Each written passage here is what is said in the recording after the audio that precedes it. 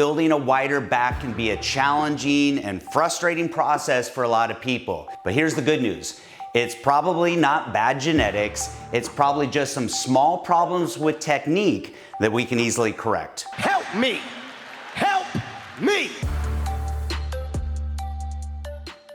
All right, so let's jump right into what I think is the single biggest impediment when it comes to building a bigger and wider back, and some adjustments that we can make to correct that.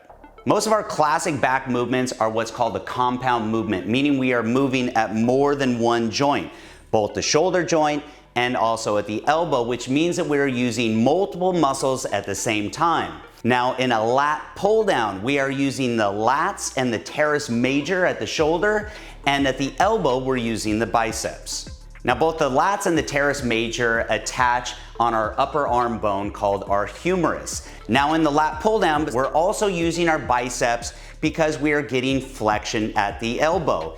Now, generally speaking, the more flexion at the elbow or movement at the elbow that you're getting, the more you're engaging your biceps. So here's a really simple test to see if you're using way too much biceps in your lat pull down. I want you to do a set of lat pull downs to failure, and I want you to become really aware through the set of where you feel it more. Are you feeling a deep burn and contraction in the lats and having them fatigue first, or are your arms fatiguing first? Even if you're getting a good contraction in your lats, like most of us, you're probably still using way too much biceps. And this right here is the single biggest reason why most people have a hard time building a wider back.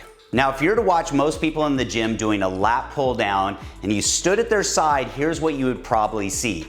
They would start with their torso upright in the beginning, and then to initiate the movement, they would lean back, creating momentum and simultaneously pulling the bar to their chest. Now, if you were to move behind them and observe, you would see that there's a lot of movement at the elbow and a lot of movement at the arms and very little movement at the shoulder, which is no wonder why so many people struggle building a bigger back. So let's talk about some small adjustments that we can make to our technique to minimize the engagement of the biceps and maximize the engagement of both the lats and the terrace major. First thing, we need to keep our torso more upright throughout the entire range of motion. When you see people leaning back, they are making their lat pull down look more like a row, and they're engaging more of their trapezius and other muscles in their upper back as opposed to their lats. When we do this, we're using momentum instead of using slow, controlled contractions in the muscle.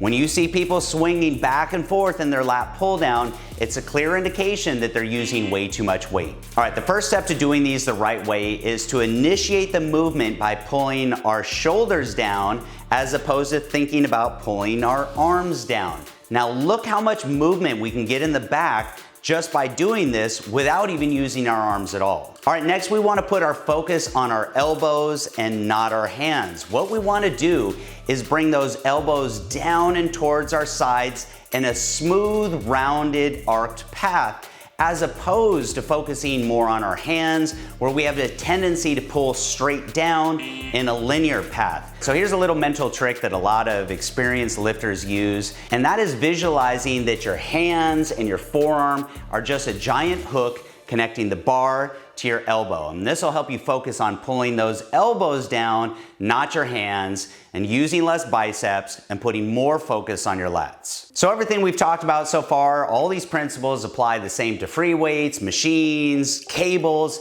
but when you're trying to learn better mind-muscle connection and get those deep contractions, I actually prefer using resistance bands. With resistance bands, I have a lot more freedom for different hand positions and angles and exercises to find that perfect arced path that we talked about to get those good contractions in the lats. All right, so there you have it. Quick recap. Number one, I want you to use a weight that you can actually control. 2, keep that torso upright through your range of motion. Number 3, initiate the movement at the shoulders, not by leaning back.